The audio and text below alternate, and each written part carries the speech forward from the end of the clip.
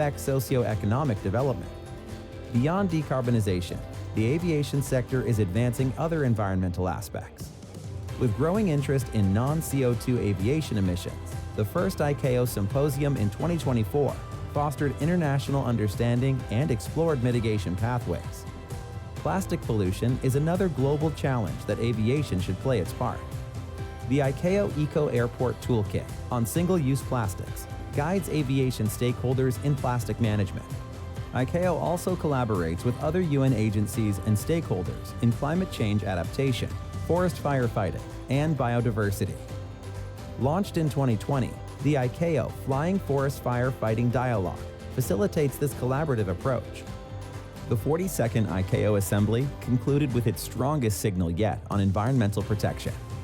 This time, there was overwhelming support for the environmental resolutions, a powerful signal that the aviation sector is not just walking the talk, but truly flying the talk. Recognition and strong support for ACT-CORSIA, ACT-SAF, and the Finvest Hub underscore ICAO's role in equipping states to achieve the LTAG. The Assembly also advanced work on noise, air quality, and non-CO2 effects, while calling for strengthened efforts on resilience, adaptation, and circular economy practices. These outcomes affirm the aviation sector is united in action, fully committed to achieving net zero by 2050. The last triennium marked a period of action, advancing progress across all environmental aspects. Keeping up this momentum is crucial. Working together under ICAO, the international aviation sector can sustain this momentum to achieve its goals and advance environmental protection. So, thank you so much for joining us today. Sorry for the little technical issue. My name is Jane Hoopy. I'm the head of the Environment and Energy Program in ICAO, and I'm representing the Secretary General of ICAO here in the COP30. My intention was to introduce ICAO before you could see the video, but what I'll say now, I'm sure will make you not forget what ICAO is.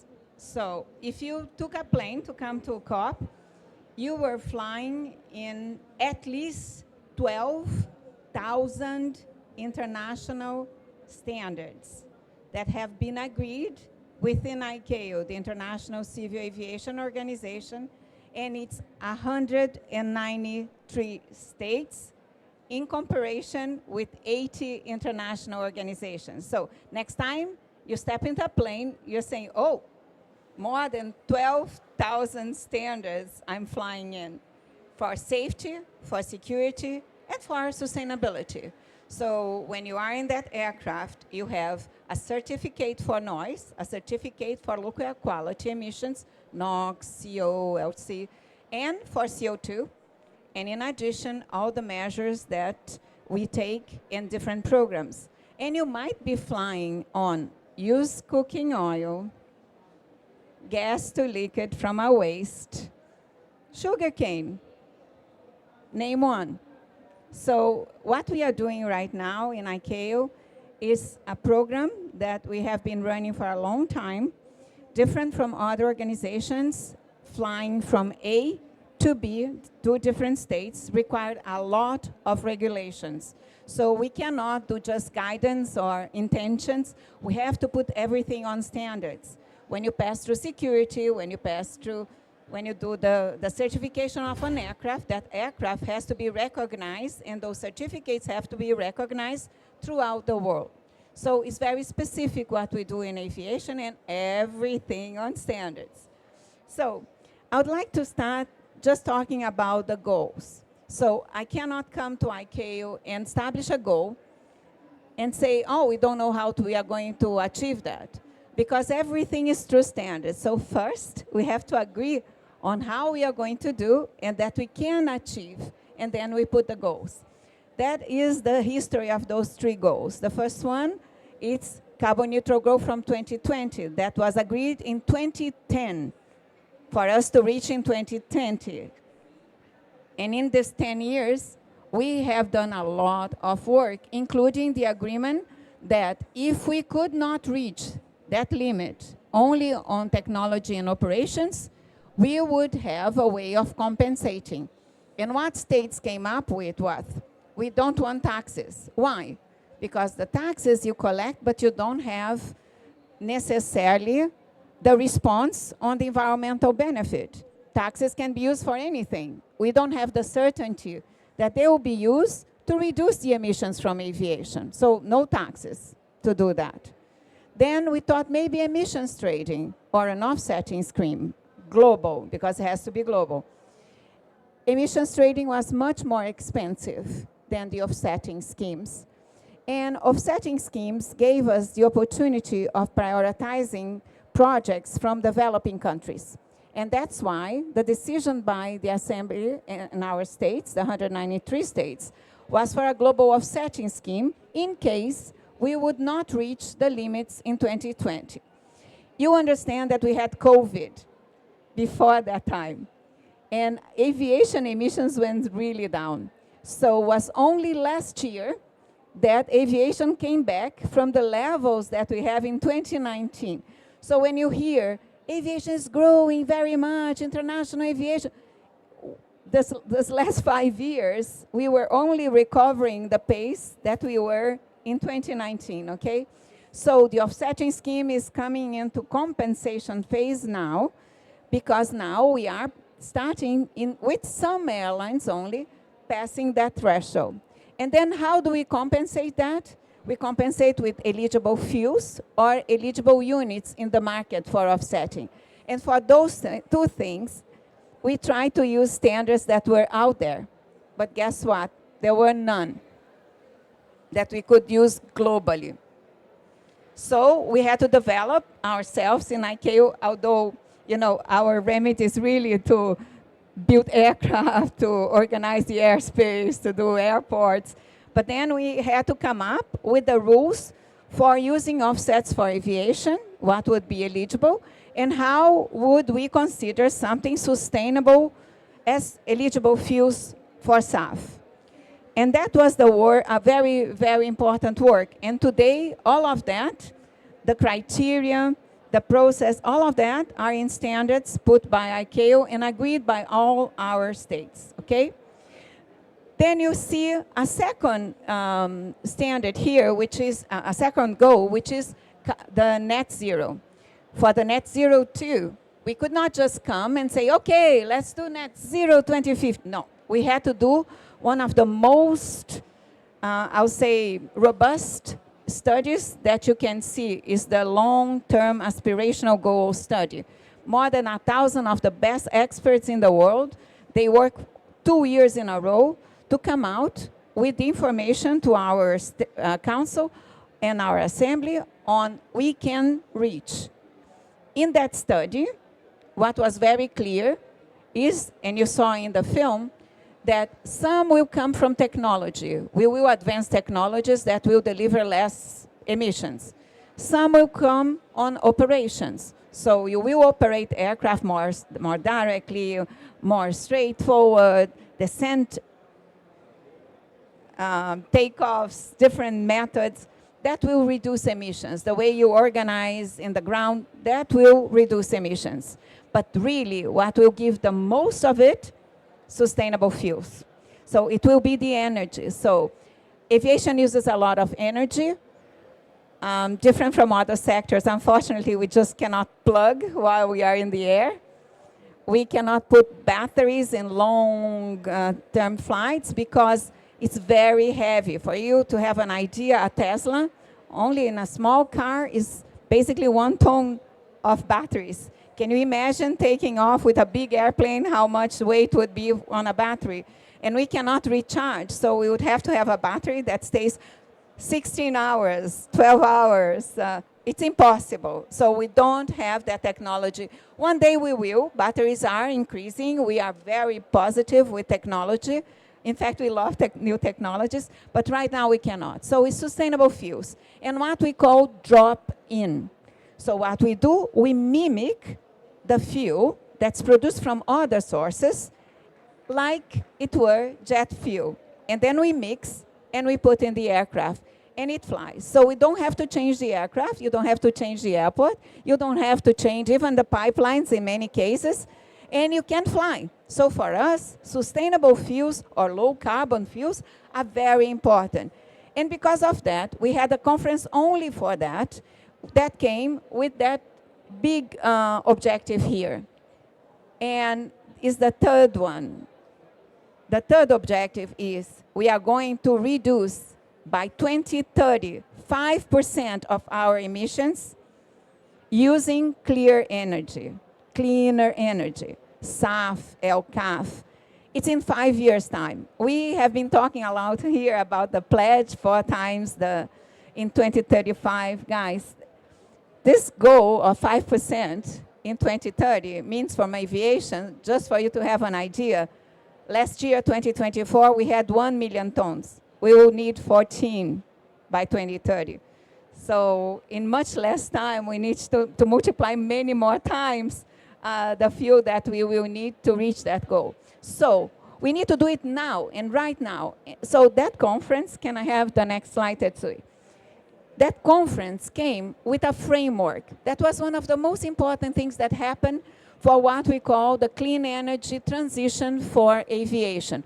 And again, remember, more than 50% of the emissions that we need for our net zero will come from that energy, okay? So a few things, overarching things that I would like to say. We have 4 elements.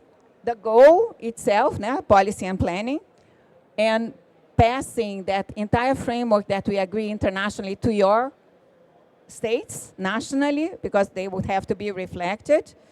Then we have this, what we call regulatory framework. Most of it comes from CORSIA and talks about what is SAF, how you can do SAF eligible, what is the sustainability of it, how do you certify that to make sure, how is the third party and the certification schemes for sustainability doing that? This is all in our regulatory framework. Also, we need to monitor it. So we will talk more about the trackings and the monitoring that we have. And in the last assembly, we have agreed on the monitoring on LTAG that includes the monitoring of the fuels globally, okay? The fourth one, the third one, it's not an order, just for elements and they have to grow in parallel, is capacity building. I will talk a lot still on ACT-SAF, and that is the following. For fossil fuel, we had a few states, 2 hands maybe, that produce fossil fuel, but SAF and other clean energies, I can have 193 states producing, and that's what we want. We want all our states producing SAF. So I'm so pleased to be here in the SDG Pavilion, and thanks DESA for the invitation, because you know, it's all of those SDGs when we talk about clean energy. We are talking about energy, we are talking about jobs, we are talking about having a second crop for agriculture, we are talking about sustainability, we are talking about water, we are talking about all of those issues when we are talking about clean energy for aviation, sustainable fuels. So it's very important that all our states be prepared. Are they all prepared? No. So the goal is like that. We decided on the reaching point, right, is the goal. We have many runners, 193. Some are already running with tennis shoes, with their uniforms. Some are still sitting, looking and saying, how do I register for the run? But they all have to come at the end at the same time. So for those that are not ready yet, we have to do what? Help. Capacity building. And we have constructed something called ACT-SAF, okay? And ACT-SAF will make all the difference. And you will see how many states now, and I'll give just one example, and we have many. Kenya is producing SAF. Kenya is already producing SAF. Kenya was our first state doing ACT-SAF with us. They started from 0, and they are producing SAF. So it's examples that this is possible, but let's go to the next slides and we will explore. Last but not least, Tetsuya, before, it's financing. Just for you to have an idea, today, SAF is at least 2 times, usually 3 to 4 times the price of fossil fuel for aviation. We have studied, and by 2050, if we want to get to net zero, just the production, not distribution, not the airlines, just the production of the SAF, $3.2 trillion. It's a lot of money. So we will need that aviation be supported to get there. And then we will talk after on something that is completely not expected, that people imagine that a hard-to-abate sector that will need all this money to do its energy transition be able to be taxed to pay for reduction elsewhere. If you do that, what will happen is, some of you might have come from Africa. You know what's connectivity in Africa, what is to start a company, an air company in Africa.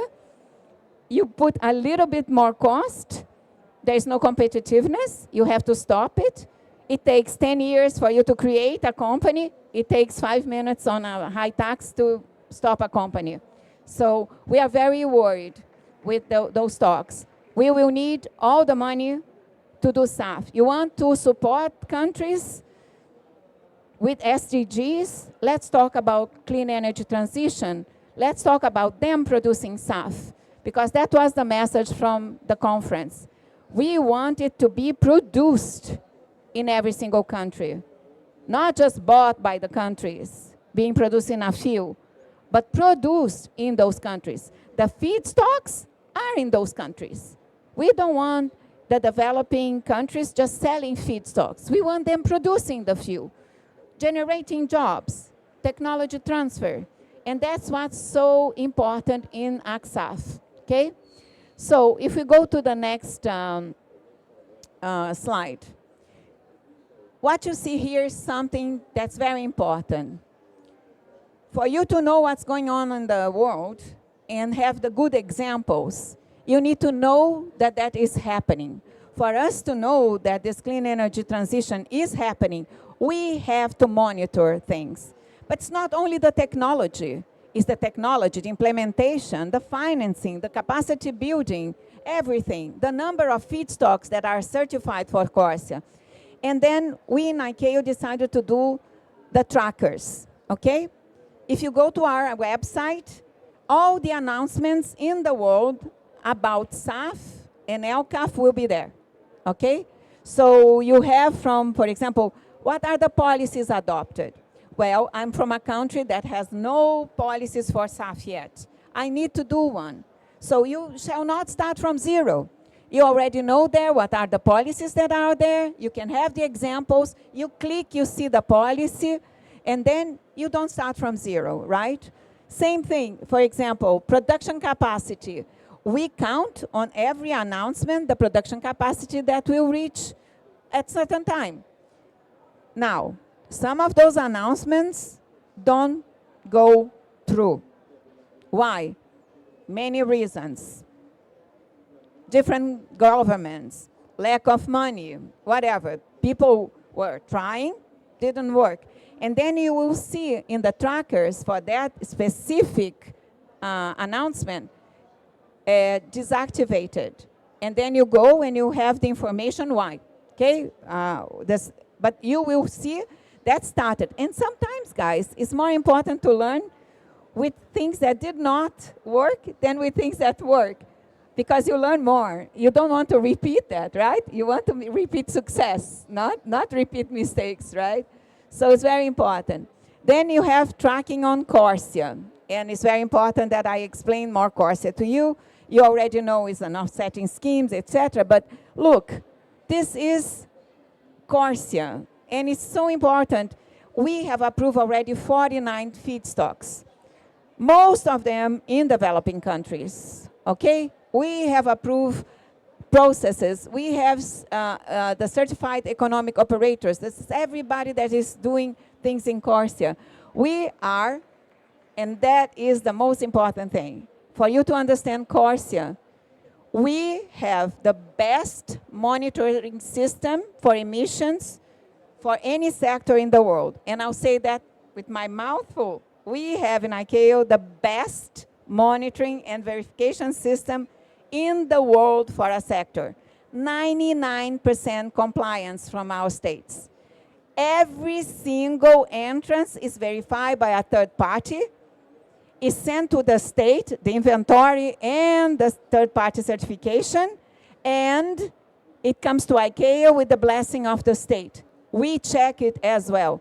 So the information is incredible. And guys, 99% coverage, that if you have done inventories, this is amazing, right? So it's 99% coverage and third-party verified. You can see what has happened in Corsia and with the emissions. So 2019, as I said. Then you see COVID. Emissions went, choom, né? And now you go to 2024, we went back, right? Now, during COVID, we say 2020 emissions, but during COVID, there was a decision in lowering that goal. So it's 15% below 2019. That's why we are starting offsetting now, because now we are back to 2019, but we are saying that the goal is 15% less. So that first 15% is being now offset since 2024, okay? This is very important because we keep on reviewing Corsia with all our states and keep it up to date. Until now, Corsia is on track, it's moving, and it's really giving to the world this robust framework that is basing the eligible units in the market and more progress for developing states projects for offsetting and eligible fuels. So when you embark, you have the certainty that this is certified.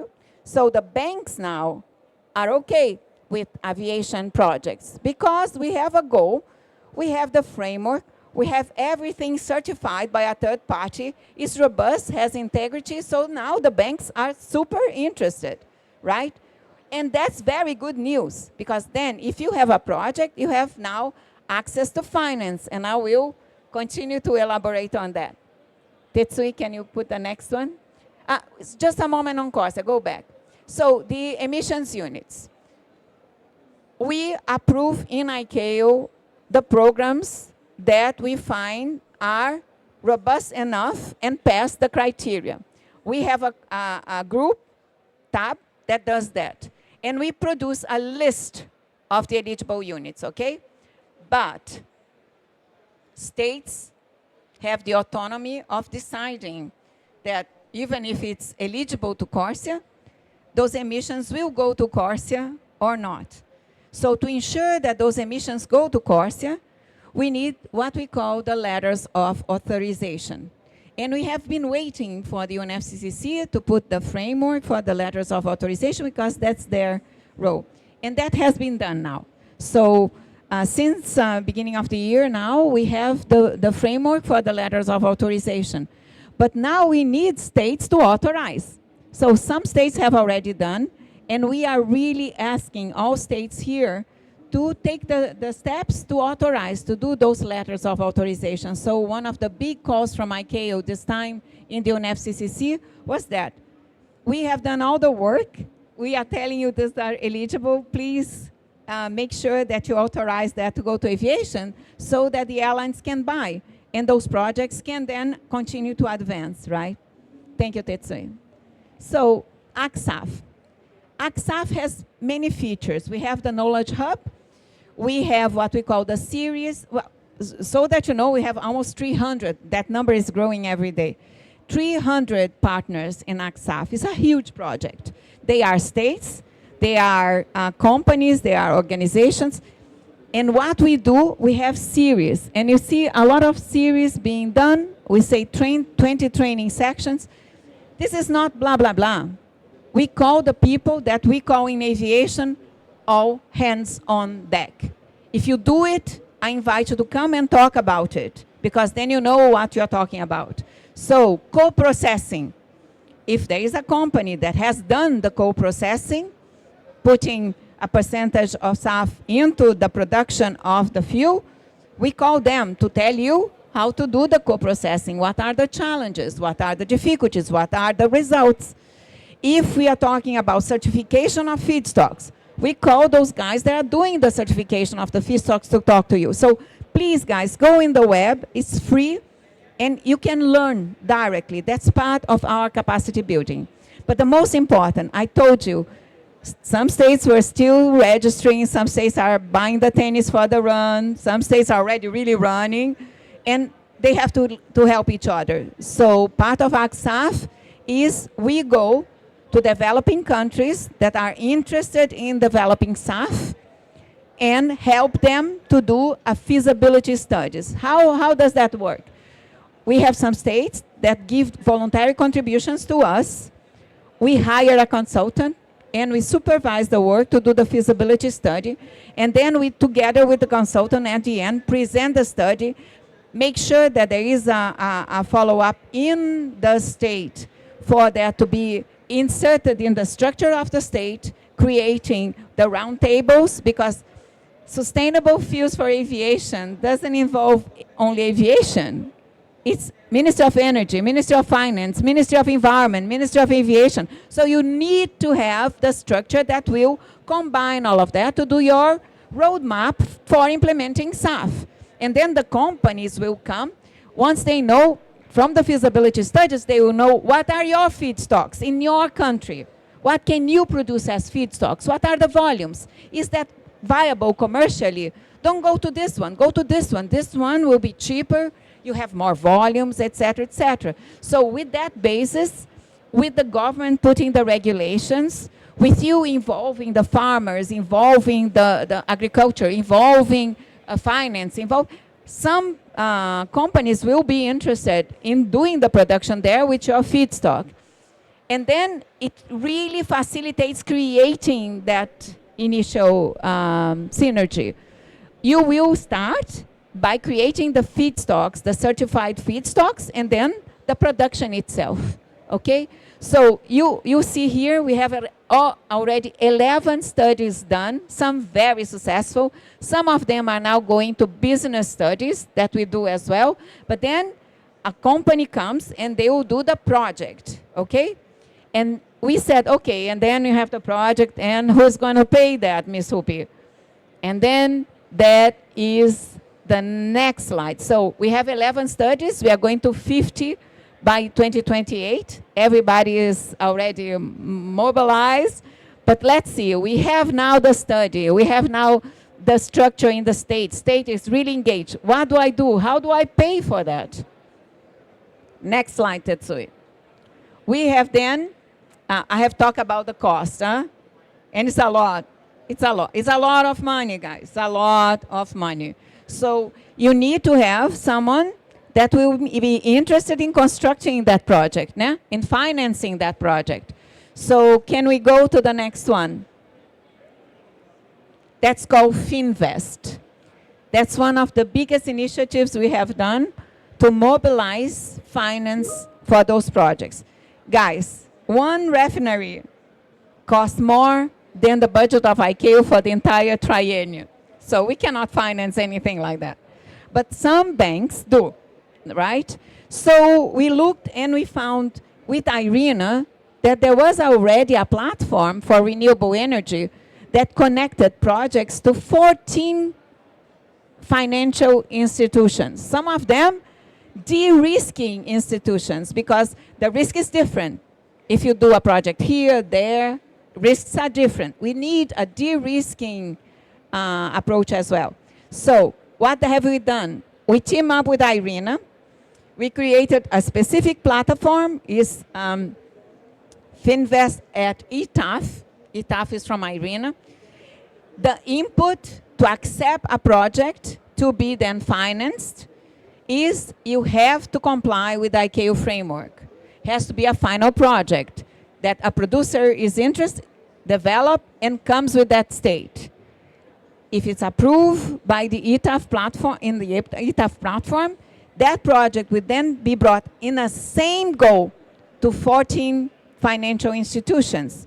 They will team up, or one will be interested, or the other one will be interested, but you have the access. Do you know how difficult it is to access this finance? It's very difficult. So that exposes those projects for the potential of being financed by them. And we were so pleased to finalized this project. It's up and running. If you enter in the ICAO website, you will see the Finvest platform. And that's now up and running since our assembly last September. So that's very good news for us. Né? Next slide, Tetsui. And that's why we were so concerned with this history of taxation. We need the money. We need to develop this clear energy in every single state of ICAO. But the cost will be enormous. At least 2 times, 3.2 trillion, blah, blah, blah. If you, on top of that, we'll have to, and it's hard to abate. That means that we don't have many other options. So selecting exactly a hard-to-abate sector to pay for the other sectors that can do it differently, that have many options, is an incoherence for us. We need that the money to go to develop projects that will reduce aviation emissions and help the developing countries in all of those SDGs. That's what we are aiming. So we are now trying to explain that to the international constituency, because it's very easy to tax aviation. If you get your ticket, and most of you came by plane, more than half of the price of the ticket is tax for this, tax for that, tax for this, tax for that, tax for that. Why? Because we are so organized. We charge every passenger, there is a bill, the bill is in one place, it goes, so it's very easy to tax. But you should not say that fair transition is to apply taxes to those that are organized because they are organized. That's not fair at all. So we are really trying to showcase the benefits and the impacts. So we are asking, is a decision by a state to have a tax or not? We are UN, okay? ICAO is UN. So we are all aligned to have development and sustainable development. So if it's needed to have the taxes or things, we understand. But that has to be taught in a way that when you come with a proposal of a tax, you also have to come explaining for those that are going to apply that tax what is the impact. It's not just you will collect money, but if you collect money at the expenses of bankrupting 3 air carriers and not having any more connection in Africa, you know, then how many times I do many projects in Africa, I have to go from A to B in Africa, I have to go back to France, and then go to the next state. I don't have a connection between those states. We are trying to improve that. We are really trying to improve that. So we cannot damage and we cannot make anything that will not bring environmental integrity. You know, the development aspect with jobs, economic incentives, etc. And, you know, will not impact connectivity. No? This is super serious, and we are really doing that pledge here for states. It's your right to put the taxes, but please think about the impact first, because you might regret, might be for development and impede development. Without connection, you don't do business anymore in a connected world. So here our call. Next one, and you have to understand we already put a price in carbon. We are the only sector that has an offsetting scheme for aviation, putting price to carbon. People are already paying for their reduction. So it's double counting, it's double charging. There's a lot of problems. It could impact the implementation of CORSIA too. So I would like to kind of finalize by highlighting that aviation really contributes to 14 out of the 17 objectives of SDG objectives. And we have highlighted here 6 that are more than obvious for you, but we really wanted to highlight that because for us, again, we are UN. We have 193 member states in ICAO, basically the same amount that we have here, and those states are really, really contributing to the SDGs through aviation. It's very important to do that.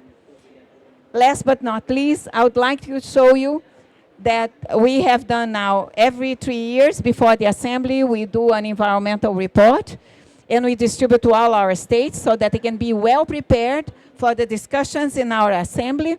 And after the assembly, we include the resolutions. This year we had 3 resolutions in the assembly. We are very, very pleased that in a world that is a little bit difficult on multilateralism right now, in ICAO we were very successful in our assembly. We were able to bring our states together for supporting our work on sustainability of aviation. And I thank each of you and your states for having really supported us in ICAO for that road that we are going now towards sustainability. And with that, I finish my presentation. This is also available on the web. And I don't know how much more we have in time. Can we have some questions? I would love to address questions, because for us this is such a nice opportunity to interact with you. If you are interested in joining ACT-SAF, for example, on the web, you just click and accept that you will be cooperating with ACT-SAF. So if you have something to offer, you offer. If you have something to learn, you will learn. That's how we do. There is no money involved. It's really a willingness of participating. We have training for course as well. We do that in all states. So if you need our support and you want to know how, just ask the question. But the floor is yours. Any questions? I think I was super clear. If you're shy to ask a question in public, I'll be here available also in the stand for a while. If you want to come and join us, I'll be more than pleased to answer. But let me just tell you, it's a pleasure to be here. I've been now with ICAO 28 years. I basically started the program in the aviation and environment, and it has been such an amazing journey for us to get where we are. We are really proud of what we have, and we are really here committed with our states to implement it. So count on us. Thank you.